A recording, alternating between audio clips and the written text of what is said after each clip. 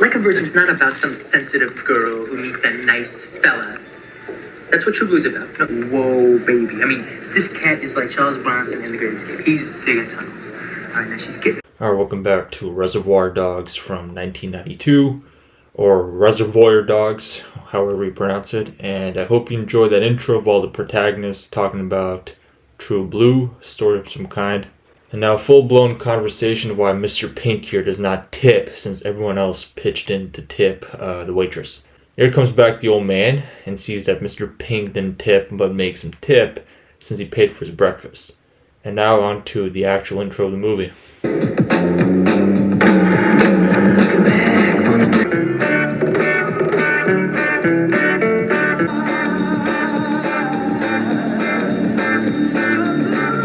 So that intro was nice, and now we see Mr. Orange here all shot up, played by Tim Roth, as Mr. White here, or Larry, played by Harvey Keitel, is driving him to safety.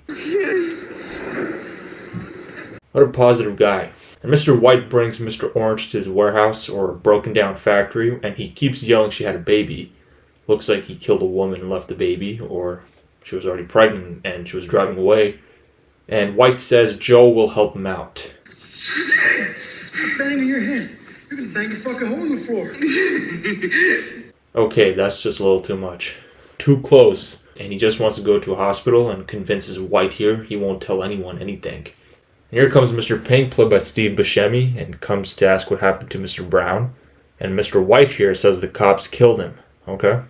So Mr. Brown, who we saw in the beginning, was actually played by the movie's director, Quentin Tarantino, who we saw in the beginning scenes, and the intro of the crew. So that scene was just a cameo, since this is the first movie he's ever directed in his life, and 9 more movies to come, which the 10th one is probably on its way in the 2020s. So Pink tells White that they were set up. 1 minute, no cops, and the next minute there are cops. So White and Pink go into the next room to speak to each other. So Pink's still pissed off and offers Pink a cigarette, White does, and tried to understand how this all happened, and doesn't want to tell Larry here his real name. So yeah, there are robbers we didn't know, and Pink tells a story that he shot his way out right after the robbery in this flashback. And it's a very funny flashback.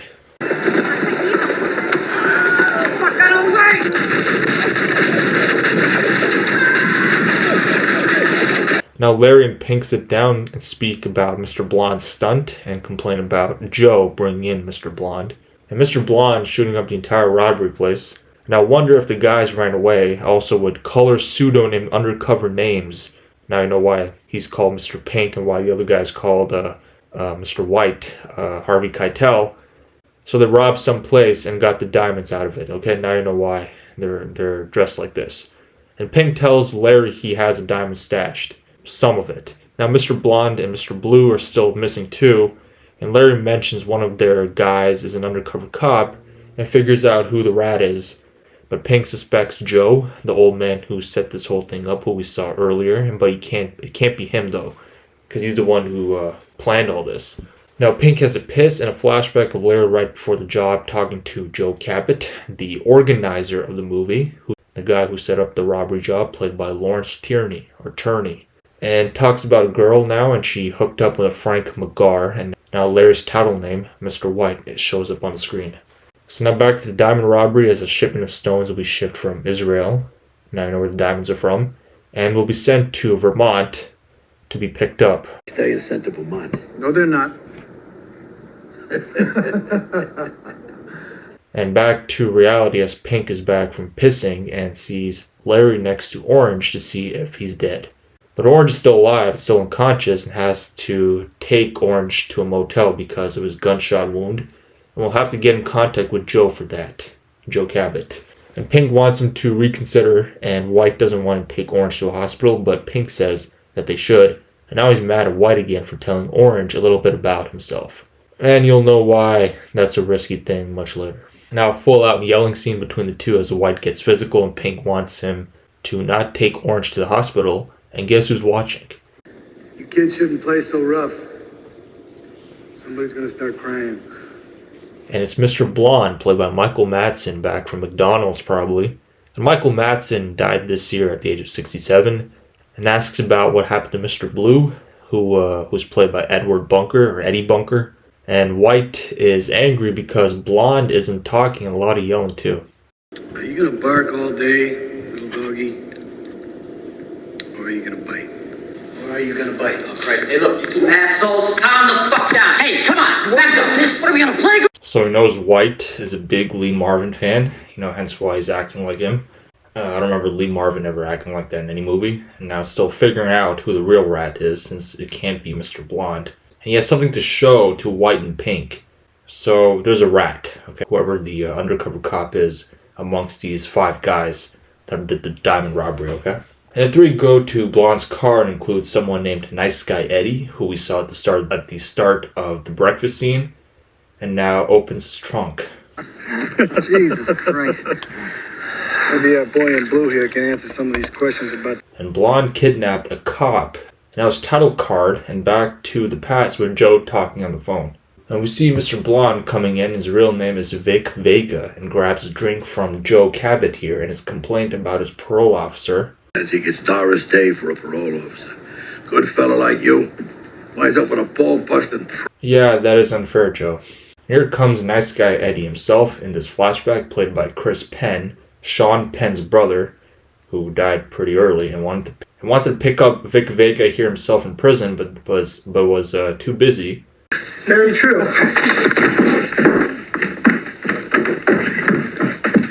So Vic started the whole thing and some nonsense here and there. And some other dialogues I can't play, and Nice Guy Eddie is Joe Cabot's son. Wow, how ironic. And wants the two to shut the fuck up and sit down. And back to the same parole officer of Vic Vegas here, and unless he finds a regular real job, the parole officer won't leave him alone, but it's pretty obvious that these two want Vic Vega for the diamond robbery. But Vic doesn't know about it yet. So Eddie will get Vic a job, but he doesn't have to work as long as the record of having a job is enough for Vic Vega's parole officer, but he said that's not needed. The fake job, that's not needed. The fake job's not needed. It mentions the actual job of the movie, and Vic Vega is all in. Now black screen with a promotion for a monster truck derby and back to present reality. And we see Eddie driving and on the phone like he's from the Sopranos TV show from the 2000s.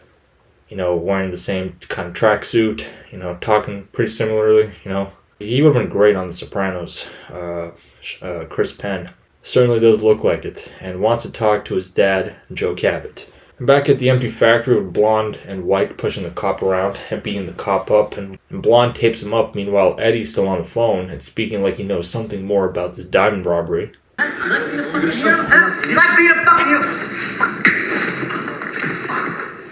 And how soft of a guy is Mr. Pink here, really, man? Oh yeah, by the way, Steve Buscemi was also on the Sopranos TV show. I'm surprised Harvey Keitel wasn't. He's like one of the known gangster actors in those old movies. And walks in Nice Guy Eddie, and Pink immediately brings up that the guys were set up and the police already knew that they were going to rob the place. All 5 guys for Joe Cabot's job. But White is desperate for Orange to get a doctor and still wondering what happened to Mr. Blue, and obvious Mr. Brown is dead, Quentin Tarantino, and half the movie's already done. And Eddie tells Pink to leave the cop alone since he'll accuse the guys of something, and wants to know where the diamonds are as Pink has one of the bags of diamonds stashed away somewhere. And Eddie wants Pink and White to get rid of the car. The car's outside, and doesn't want to leave Orange behind left alone with Blonde since he's psycho. So Joe will get mad if the cars don't get put away quickly and 3 leave, and Blonde is already getting psycho with the cop here asking about the setup. And the cop here is played by Kirk Baltz and knows nothing about any setup since he's still a new cop. And he's going to torture the cop after Blonde plays his favorite music and takes out a straight razor, walking towards the unconscious Mr. Orange.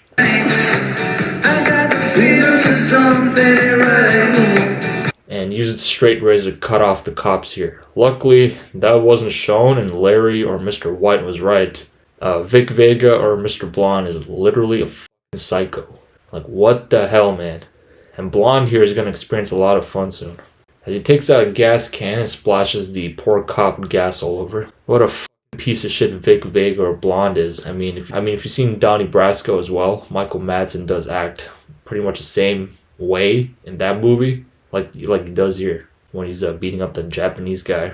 and the cop begs him to stop since he's got children at home and right on time. There's some fire scared. And speaks to the cop, and his name is Marvin Nash, and Orange admits this to him. Listen to me, Marvin Nash. I'm a cop. Yeah, I know. Okay, so Mr. Orange is a rat that set these guys up, and his real name is Freddie Neuendijk, the undercover cop, or the rat within the 5 guys in the robbery. And even this question. How do I look? I'm fucking deformed! Fuck you! Fuck you! I'm fucking... So yeah, that psycho piece of shit cut your ear off, man. And Marvin's still pissed, his ear is gone, and Freddie responds by screaming at him that he's dying, and the two have to wait until Joe Cabot comes here so they could arrest him. Looks like Pink was right about being pissed off for the right reason with Mr. White for telling Mr. Orange here this life story, or even his name. Now onto Mr. Orange's flashback for how he got the job. As he walks in here, all confident, talking to his colleague here about his new case, hauled away, played by Randy Brooks. You're up his ass. Well, that sounded weird, and the guys hug. So Freddie was at the diner and got the job after hanging around with nice guy Eddie, you know, Joe Cabot's son, and he notices Larry and Joe Cabot look like best of friends after nice guy Eddie takes Freddie here to the bar where they hang out and hops along the job as Mr. Orange. So he met a total stranger and gave him a job. Pathetic. Instantly finds out Mr. White is a sports fan. The Brewers, or the Milwaukee Brewers, that's his favorite team. I think it's football, I don't know. And Holdaway can tell that White may be from Wisconsin, and they keep an eye out on that detail on Mr. White, or Larry. Talk about a Long Beach Mike, and without him, Freddie wouldn't be Mr. Orange. Never seen him ever in the movie yet. And Holdaway tells him Long Beach is selling out Joe Cabot and his team for the job. So that's how you got easy access, for sure. And now onto the commode story as a tool, rehearse it now. I don't know what a commode story even is, and even has to memorize a big script for it. And rehearses and rehearses and rehearses until the very night he meets with Joe, Larry, and Eddie. Now I'm carrying the weed around in one of those carry-on bags. I gotta take a piss. Just a random made-up story for a scene rehearsed by Freddie with 4 cops and a dog in the washroom. And all the cops watching him as he turns on the hand dryer and walks out and back outside, since that was a flashback. So a flashback within a flashback, and back to the actual flashback with the two still talking about the plan. And back to the flashback as Larry and Eddie are here to pick up Freddie. Yeah, Mr. Orange. As Freddie walks to the car, we hear cops watching far away, and now the 3 in the car talk about the difference between white and black girls. And Eddie brings up a story of a black cocktail waitress he used to know named Lady E, and she was a big man-eater, and every guy used to jerk off to her and want to know who Christy Love is. Thinking it was Pam Grier, but they move on to another story of Eddie's friend who got his penis glued to his stomach. His dick and glues his dick to his belly. No. Hey, how would you feel if every time you had to take a piss, you had to do a fucking handstand? And now at the meetup for the job, especially seeing Mr. Blue and Mr. Brown. So Blue has completely disappeared so far as the movie's almost done.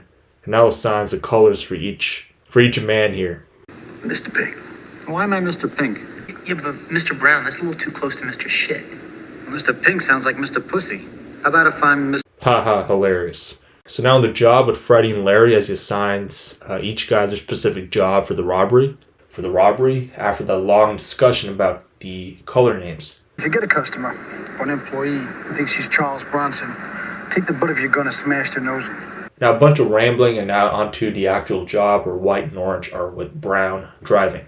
Or Mr. Brown driving. Here comes the LA police as Mr. White shoots them, and looking at the scene, I think Orange killed Brown on purpose, and White sees that he's dead. But they don't really show if Orange did kill Brown on purpose. Here comes the getaway car, which they will steal, and the beginning of the movie starts here. Get in the fucking car! I'm gonna die, I know it! So now you know how Freddie Neuendijk, or Mr. Orange, got shot. And back to present time with Freddie and Marvin Nash still at the broken down factory. And Orange makes up a story that Blonde was going to kill the cop and him and take away the diamonds, but Eddie kills the cop. Eddie doesn't believe Orange's story since Blonde went to prison for 40 years on behalf of Joe Cabot, and that he's very loyal to Joe and Eddie. This idea of Blonde running away with the diamonds is all bullshit. Tell me what really happened. What the hell for? That lump of shit's working with the LAPD. Here comes Joe Cabot and knows everything that Mr. Orange is the undercover cop, or the rat. He tells him that Mr. Blue was killed, who was played by Edward Bunker, like I said, or Eddie Bunker, who was irrelevant this entire time. I mean, damn, poor actor got the shittiest part of the movie. And now for the famous scene where these three shoot each other over who's right about the undercover cop. We're supposed to be fucking professionals. Don't make me do this. Larry, stop pointing that fucking gun at my dad! And runs off Mr. Pink, whose real name was never revealed, with all the diamonds, and leaving Larry shot, but still lived. And this scene is just so weird, as if Harvey Keitel is gonna kiss Tim Roth. Funny. Okay, that's very embarrassing. And the cops are here, and it sounds like Larry is sad and pissed and shit himself that he killed his two best friends. And he's the only one going to jail.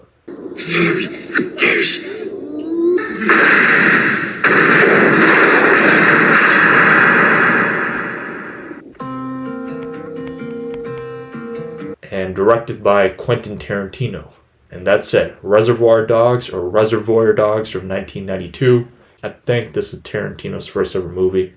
And the movie is fantastic. I loved it the first time I watched it. It's that great. But that's it from me. I'll see you next time in the Ferris Bueller's Day Off from 1986. Like, comment, and subscribe to the channel. Take care. See you soon and watch away. And be sure to check out Reservoir Dogs. Okay? Fantastic movie.